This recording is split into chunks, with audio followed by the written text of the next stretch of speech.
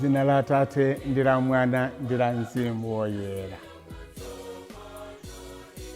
Abale anga okondeka ndikulandireni pano pa programu yathu ya Tiyankhuleni AMBUYE lero la Mulungu la 4 mu nyengo ya Lent. Mawu athu achokera buku la 2 mutu wa 36 ndime ya 14 mpaka 16 kupitiriza 19 mpaka 23. Amene akutiwerengira mawu oyamba ndi Neri Mukoko kuchokera ku Chiringa Parish mu Archdiocese ya Blantyre. Salimo yathu ikhala Salimo 136. Mawu athu achiwiri achokere mu Ephesians kata paulowera kwa Efeso mutu 2 ndime ya 4 mpaka 10. Amene akutiwerengira mawu achiwiri ndi Rita Kachara kuchokera ku Chiringa Parish mu Archdiocese ya Blantyre. Ndipo uthenga wathu wabwino uchokera mu uthenga wa Yohane mutu wa 3 ndime ya 14 mpaka 21. Amene akutiwerengira mawu amthenga wabwino komanso kutigawira mawu ndi Reverend Father David Bello kuchokera ku Chiringa Parish mu Archdiocese ya Blantyre. Mawu oyamba. Chauta adakwiyira anthu ake ndipo padalibenso mankhwala ochiritsa. Mawu a m'buku lachiwiri la mbiri. Atsogoleri onse a ansembe pamodzi ndi anthu omwe adachita zosakhulupirika zambirimbiri posata zoyipa za mitundu ina ya anthu. Adayipitsa nyumba ya chauta imene chautayo adali atayipatula kuti ikhale yake ku Yerusalemu. Chauta Mulungu wa makolo awo ankawatumira amithenga kawirikawiri chifukwa chakuti ankawamvera chifundo anthu ake ndi malo ake amene iye ankakhala. Koma anthuwo ankapepusabe amithengawo namanyoza mawu a Mulungu.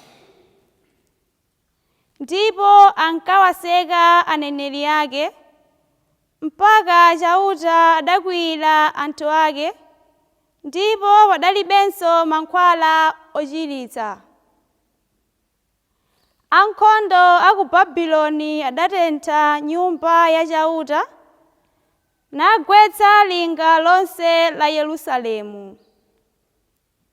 Adatenthanso nyumba zonse zaufumu nawononga ziwiya zonse za mtengo wapatali. Anthu amene adapulumuka ku lupanga adawatenga ukapolo kupita nawo ku Babuloni.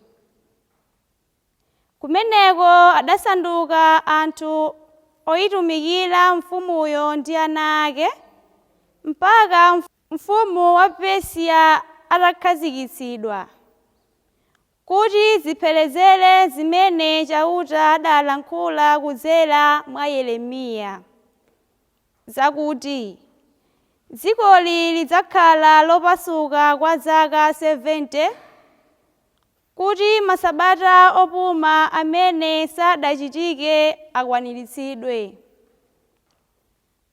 Tsono chaka choyamba cha ufumu wa Kirusi, mfumu ya ku Persia, chauta adawutsa mtima wa Kirusiyo kuti alengeze ku mayiko onse a ufumu wake mpaka kulemba kumene.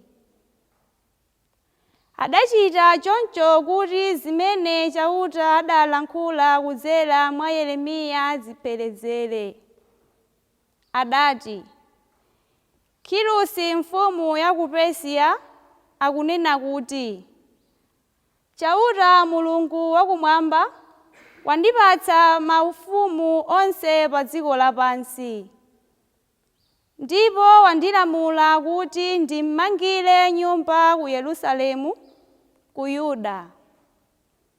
Aliyense mwa inu nonse amene ali munthu wachauta, chauta Mulungu wakeyo akhale naye, ndipo apite. Mawu a Ambuye. Tithokoze Mulungu. Mawu achiwiri. Pamene tinali akufa chifukwa cha machimo athu, kukoma mtima kwa Mulungu ndi kumene kudakupulumutsani. Mawu a kalata ya Paulo oyera kwa Efeso. Abale, Mulungu ndi wachifundo chachikulukulu. Adatikonda ndi chikondi chachikulu kopambana. Motero, pamene tinali akufa chifukwa cha machimo athu, Iye adatipatsa moyo pamodzi ndi Khristu. Kukoma mtima kwa Mulungu ndi kumene kudakupulumutsani. Popeza kuti tili mwa Khristu Yesu, Mulungu adachita ngati kutiukitsa kwa akufa pamodzi naye, kuti choncho atipatse malo aulemu pamodzi naye m'dziko lakumwamba. Adachita zimenezi kuti mwa chifundo chake chimene adachitira mwa Khristu Yesu, aonetse kwa nthawi zonse zam'tsogolo kuti ngokomadi mtima kopambana. Ndi kukoma mtima kwa Mulungu kumene kudakupulumutsani pakukhulupirira. Simudapulumuke chifukwa cha zimene inuyo mudachita ayi. Kupulumuka kwanu ndi mphatso ya Mulungu. Munthu sapulumuka chifukwa cha ntchito zake, kuopa kuti angamanyade. Mulungu ndiye adatipanga. Adatilenga mwa Khristu Yesu kuti moyo wathu ukhale ogwira ntchito zabwino zimene Iye adakonzeratu kuti tizichite. Mawu a Ambuye. Tithokoze Mulungu. Ambuye akhale nanu. Mawu a uthenga wabwino monga adalembera Yohana woyera.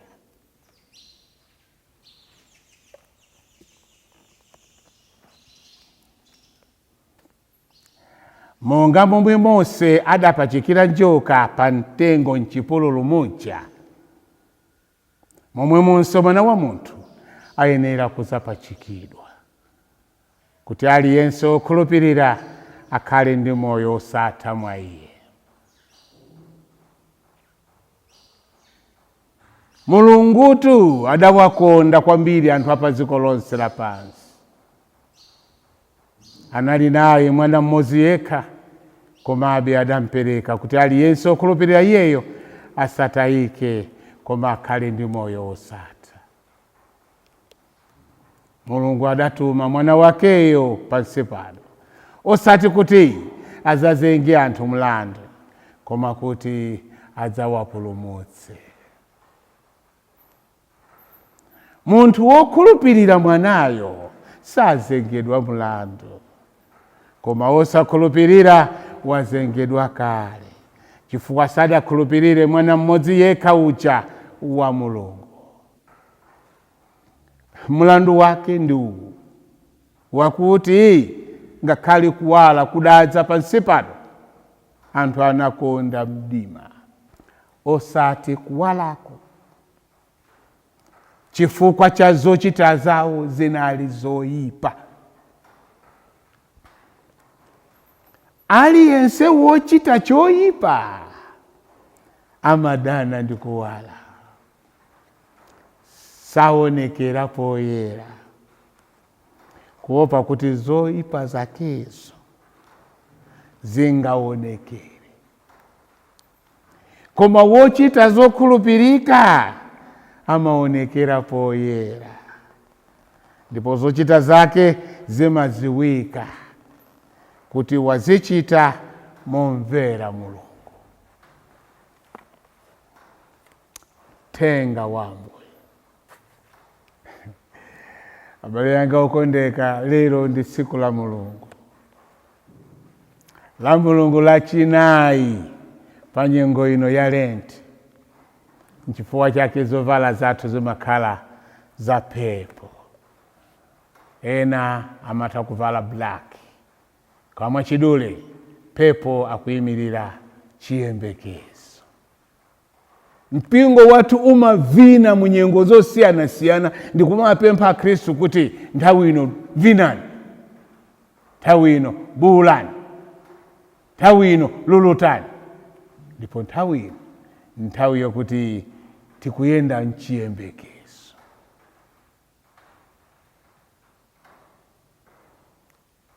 Njoka zoluma zinali zambiri, koma njoka yochiza inali imodzi. Mchipululu muja munali njoka zambiri koma zoluma, ndipo zikaluma zimabweretsa imfa. Koma nali njoka imodzi yopangidwa yamkuwa imene apachika apo Mose, imene imabweretsa moyo. Wolumidwa akangokhala pomwepo, kapena kuthamanga kwakakumba mankhwala, amafa. Koma akangoti walumidwa, nthawi yomweyo ayambe kuthamanga kuti akayang'ane njoka yamkuwa imene anayipanga Moses. Ndipo akangoyang'ana ndi chikhulupiriro, amachira nthawi yomweyo. Kukayang'ana ndi chikhulupiriro komanso kuchira kumachitika nthawi yomweyo. Ndiponso kuti sipanali kukambira nakwira kulikonse. Wanena Mose, abale yanga mukuona tikupachika apachi, kuno kuli njoka zosaneneka, amamba ndi anzawo. Ndiye mukati mwalumidwa nayo, thamangani mubwere. Mukangobwera musathamange kwa ine iyayi, mungobwera mukayime muyang'ane, mukayiyang'ane. Ife ndiye tinganene kuti njoka imene Moses amayichula menemu imalosera akulu ali apa mtanda. Aliyense womuyang'ana, ndipo anayamba nthawi yomweyo ali pa mtanda. Anthu ena amene anayamba kunena kuti koma akulu munthu yanali munthu wa Mulungu. Ataona kunja kwa sintha, taperekeza anthu kuti aziphedwa pano, uyu si woyamba iyayi. Ife timatero, koma lero sizili monga zinalili. Munthu uyu anali munthu wa Mulungu. Tibwerere konkuja ku chipululu. Njoka zinalipo zambiri zoluma, koma inalipo imodzi imene sinali yoluma koma yochiza, mukayiyang'ana. Mawu athu wachokera m'buku la Mbiri. Buku limeneli ndilofunika kwambiri. Ambiri mwina samakonda kuliwerenga, limapanga summary, limapereka mabuku amene alipo ndikuapereka mwachidule. Ndi buku lofunika kwambiri, buku la Mbiri. Limatipatsa mbiriyo mwachidule, komanso momveka. Abale yanga kuoneka pamene gulu la Israeli linali pa chiopsezo cha njala, Mulungu anawatumizira manna ndi mbalame. Pamene madzi anasowa, Mulungu anawatumizira madzi ochokera mu thanthwe, osakhala kuchokera pa chitapwi koma pa mwala. Kuchokera pa mwala madzi ndikutuluka, anthu ndikumwa. Kuti zimene sitimayembekezera zikuchitika, zikachitika, Mulungu amalemekezeka. Palibe chosatheka ndi Mulungu. Awo ndi mawu amene ananenedwa kwa Mayi Mariya, Luka chapter 1 verse 37. Palibe chosatheka ndi Mulungu. Ana a Israeli amadya manna kumene achokera usadziwa, madzi amapezeka ochokera pa thanthwe, adwala amangoyang'ana mkuwa ndi kuchira. Palibe chosatheka ndi Mulungu. Nzeru zofuna kumvetsa mu munthu zimatheka ngati Mulungu atsegula zitseko mwa ife kuti tiyambe kuzimvetsa. Abale anga okondeka, njoka ya mkuwa imene Moses anayipachika pa mtengo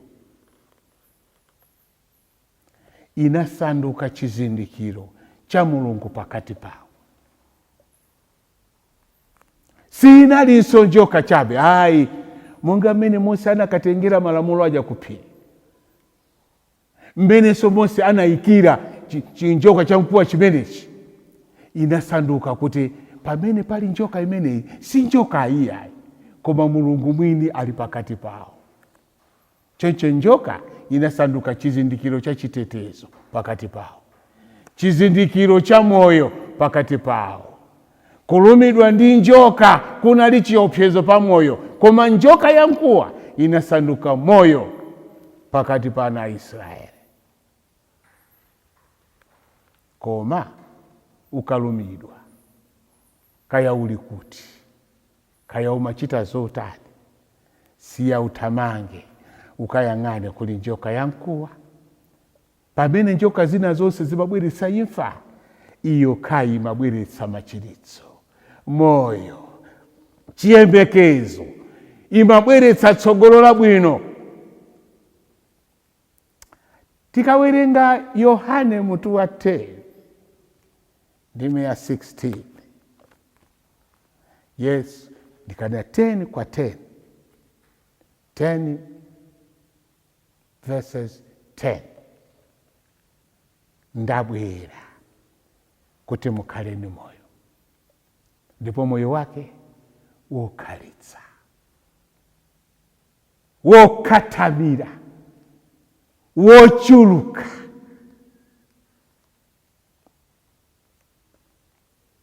Ndabwera kuti ndikupatseni moyo.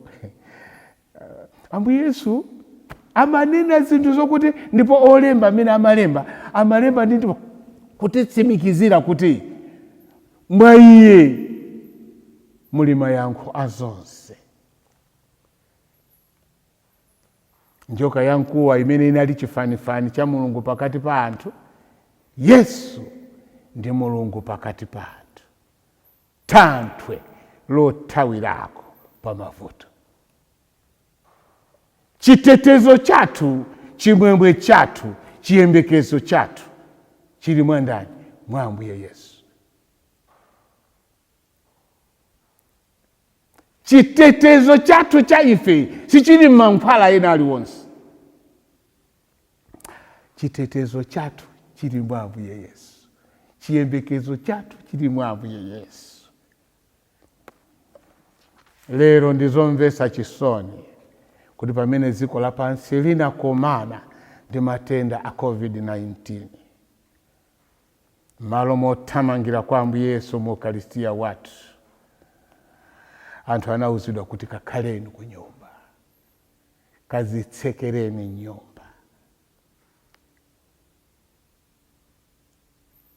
Musapitenso kuchalichi mukayambe kukatengako COVID.